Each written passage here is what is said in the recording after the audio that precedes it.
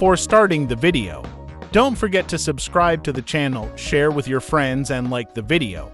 Thanks for your support. Now let's go to the video. If there is one thing that automakers love, it's celebrating the anniversaries of their performance cars with extremely limited special editions. We'd argue that no brand loves that type of thing more than Porsche. 2023 marks the 60th anniversary of the Porsche 911, and we're pretty sure this limited edition 911 will have collectors throwing deposits at dealerships like they were major league pitchers. The 2024 Porsche 911 T is the official anniversary model of the 911 and is also the lightest of the 992 generation. According to Porsche, set to make its US debut at Rennsport Reunion 7 in October, only 1,963 examples of the Porsche 911 T will be produced. Naturally, that production number is a nod to the first year of the 911 model. Anyone that's been paying attention knows that Porsche isn't one for simple badge jobs on limited models. However, Porsche does love to mix and match goodies from its parts bins. So let's get into the 2024 Porsche 911 T's ingredients.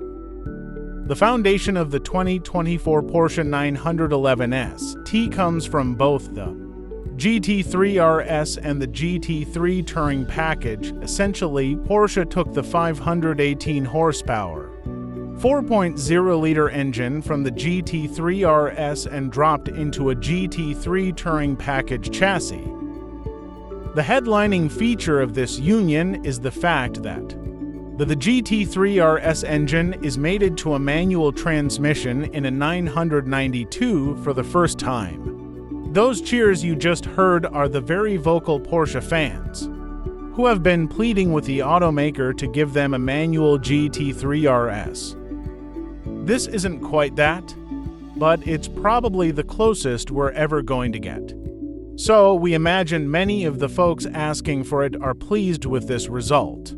To keep the high-revving GT3 RS boxer engine happy, it's paired with a special close ratio gearbox, lightweight clutch, and shortened constant axle ratio. Considering that one of Porsche's goals with the 2024 911 T is to save weight, it inevitably meant that certain features from either the GT3 RS or the GT3 Touring had to go. In this particular case, Porsche felt that the mass of its rear axle steering system didn't outweigh its benefits. Sometimes puns happen.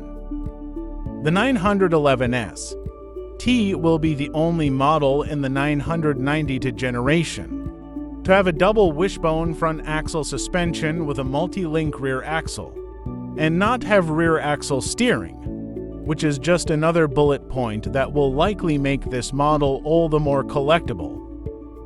The 911 T will be the only model in the 992 generation to have a double wishbone front axle suspension with a multi-link rear axle and not have rear axle steering, which is just another bullet point that will likely make this model all the more collectible.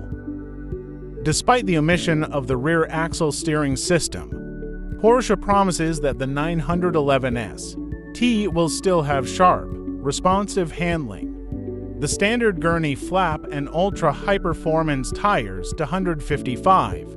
35s are in the front and 315/30ths ZR in the rear should provide plenty of aerodynamic and mechanical grip, respectively.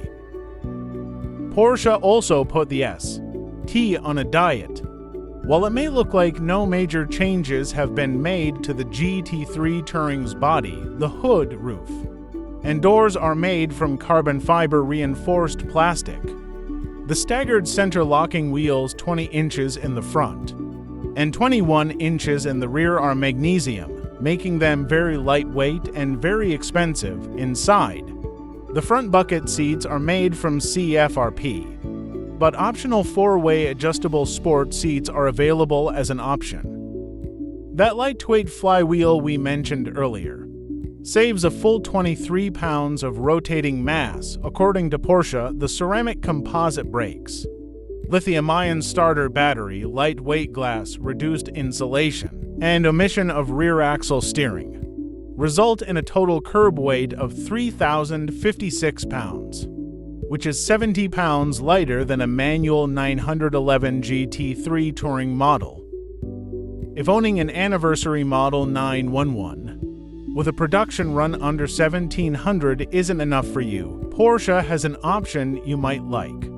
It's called the Heritage Design Package, which sees the body sprayed inshore blue metallic paint while the wheels are coated with an exclusive ceramic color. Buyers can choose a door number ranging from 0 to 99, and decorative foil can be applied upon request. The classic version of the Porsche crest appears on the front of the car. The wheel center caps the steering wheel, headrests, and on the key fob. The inside features two-tone black, classic cognac-colored leather, and the 911S T emblem on the rear is gold-plated. If a buyer really wants to show off, they are given the option to purchase a limited edition 911S T chronograph.